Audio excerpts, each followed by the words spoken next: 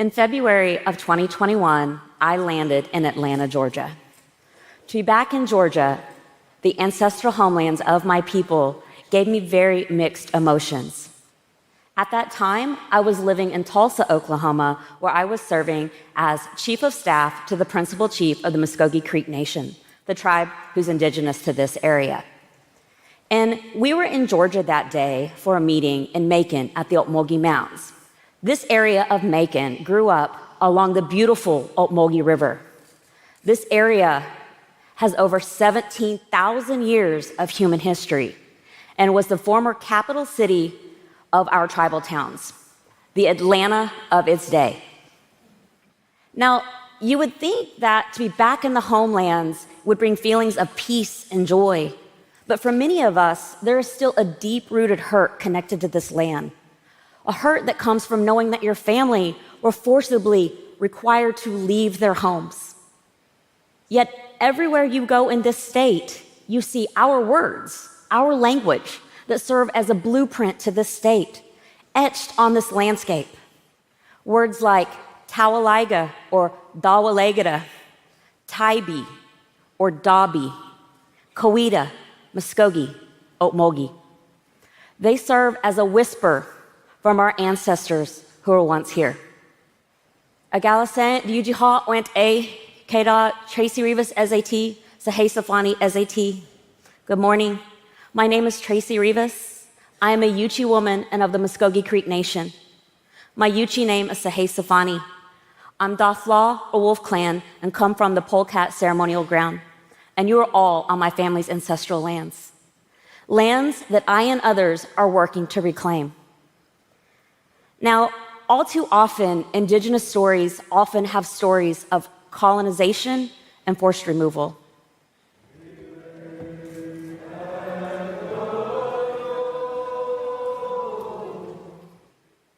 The Trail of Tears, or the Road of Misery, removed tens of thousands of Indigenous people from their ancestral lands. The violence of the 1830s Indian Removal Act did not end when we made it into Oklahoma. And for many of us, removal is not that far removed. Its impact has stretched throughout generations. My grandmother, my father, my aunts and uncles were all sent to the government-run Indian boarding schools. My grandmother, whose first language was Yuchi, was only allowed to speak English in these schools and had to relearn her native tongue as an adult. Now, to be clear, we call these buildings schools, but they really serve as a place to silence the community and to steal the future culture from generations. And as the first generation of my family to not have been sent to these government-run schools, I still did not escape the impacts of this trauma.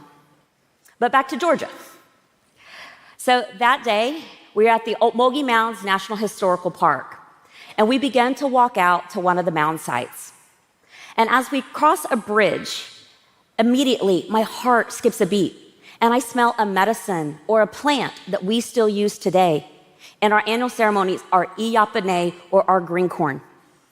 And immediately I am transformed because I know in that moment that my ancestors are still here. And it was like taking a black and white photo and turning it into color. It was vibrant and real, and it was now. And as we began to walk out to another mound site, I hear a voice inside of me that says, what would it feel like to ever live back in these lands, to be here in the homeland? And as we walk a little further into another mound site, I hear another voice that says, we need to create a relationship with this community, and we need to heal together. Fast forward, 1 year later, I am now living in Macon, Georgia.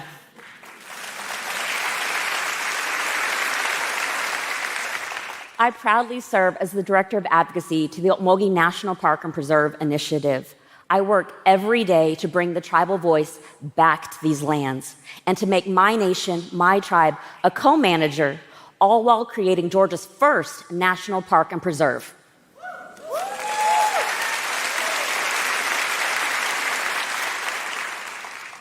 In September of 2022, the Ocmulgee Mounds had its first visit ever from a Secretary of the Interior. who happened to be Secretary Deb Haaland, the first Indigenous secretary.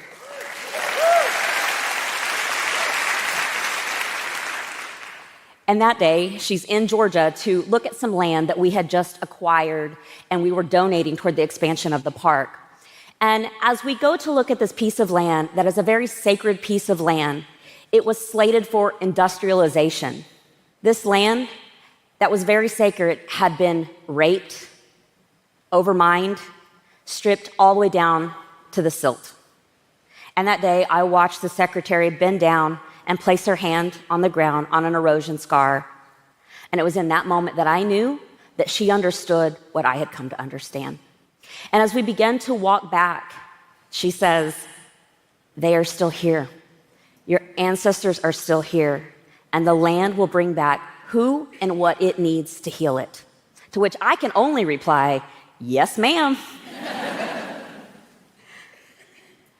If my journey has taught me anything, it's that if you take care of this land, it will take care of you. This land that brought me home.